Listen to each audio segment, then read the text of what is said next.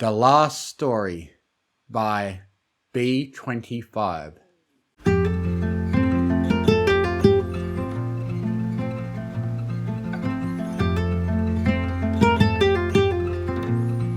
They struggled to meet for the picnic, to set a time that worked okay for everyone. A building had taken their usual hill. There weren't many places where the six could lounge without passing ponies calling their names. That was the trouble with becoming heroes, or being a captain of the Wonderbolts, the princess of friendship, or the fashionista of Equestria. But the girls, in a stroke of luck, had all been in Ponyville and, finding a pleasant little hill by the lake, had set the blankets and the baskets, spread out the food and the drinks, and everyone talked and laughed. The lowering afternoon sun's warmth, golden light, blanketed them all. They talked of the past and they spoke of the present. They wondered about the future, but those conversations were the shortest. There weren't any wrinkles, each balanced on the tip of their peaks. But the decline was coming. A change soon approached. Twilight Sparkle struggled to smile. It was already there. Applejack and Pinky snickered together. Rarity and Fluttershy caught up on this and that. Spike and Rainbow seemed to be in a mock debate. It was as it should be. How it was, so long ago. When the friends would meet every day for this, there and that. The morning apples from Applejack and the afternoon snack from Pinky.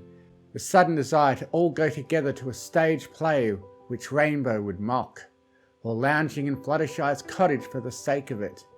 They came and went easily. Did the things that constituted a friendship.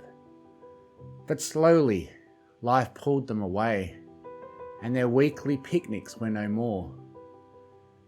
And one by one, the friends had stood to leave, saying how much they missed this, and wished they could do so again.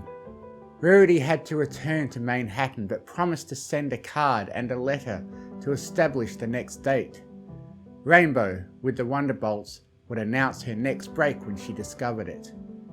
The girls wanted to be together, but bigger, yet less important things kept them apart.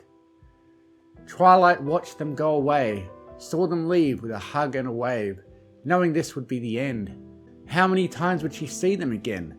How much less young and engaged like this?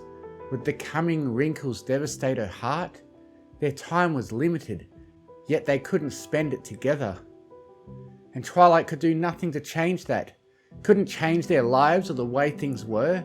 She had to accept that this was it.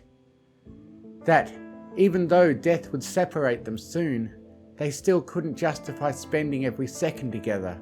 Things needed to be done. Work had to be accomplished. They had their fates, their paths, and the steps required of them.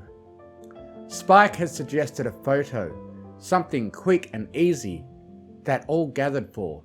He wasn't in the picture, lacking a stand, but that didn't matter to him as the girls blinked after the flash. After the last bout of hugs and kisses, each of the girls went their own way. And that would be the last time they ever came on this hill during a sunny afternoon. Spike stayed, waving the photo and watching the girls leave. He turned to Twilight, handing it to her. She smiled with a nod, taking it, levitating a book from her saddle. It hovered in the air, flipping to its last page.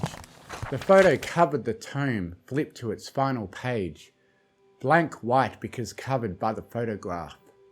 "You look sad." Simple words. Only those close can ever hope to say such things, much less receive a simple answer. "I am sad, Spike," Twilight said while turning on the hill, warmed grass rising against her hooves. "This is the last page of the book, and I..." Inhaling deeply, she turned away from him, seeing where her friends had once been. "Don't think there will be another one." Twilight felt his smile, felt his frame slink into hers, strong arms crossed over her chest, a hug that nuzzled the back of her neck. His muzzle rested on her forehead, flattening her mane, veering to the side of her horn. Spike spoke softly and sincerely. "There's always another book, Twilight. You, out of any pony, should know that." Twilight looked down inside his hold. "It won't be the same. It's not supposed to." Bitterness squeezed from those words. "But isn't that what makes each book special?" Twilight half smiled without wanting to. "Maybe."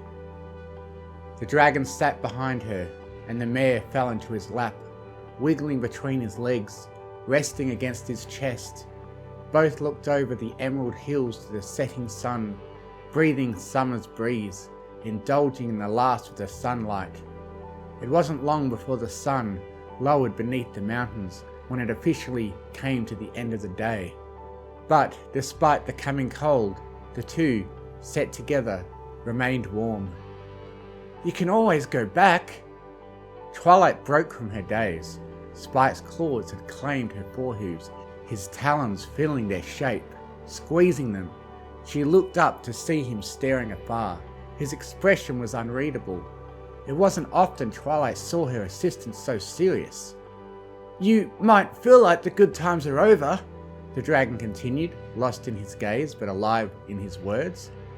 "But you made a lot of stories over the years, Twilight. Stories you and your friends made. Stories that can be read over and experienced again. Periods and times that you can always return to." Twilight watched him, then looked at the book on the grass.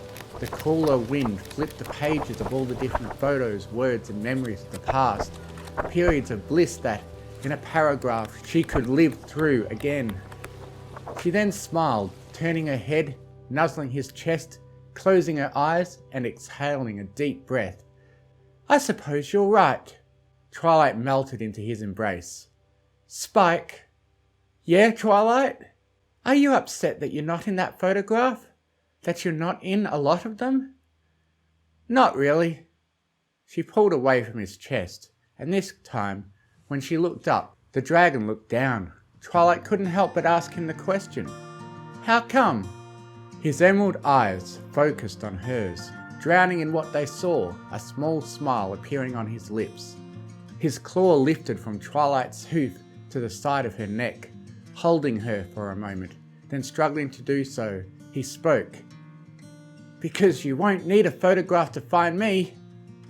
Twilight chuckled, nearly laughed, with her eyes never leaving his. "Spike, that's cheesy." His eyebrows quirked. "Would you have it any other way?"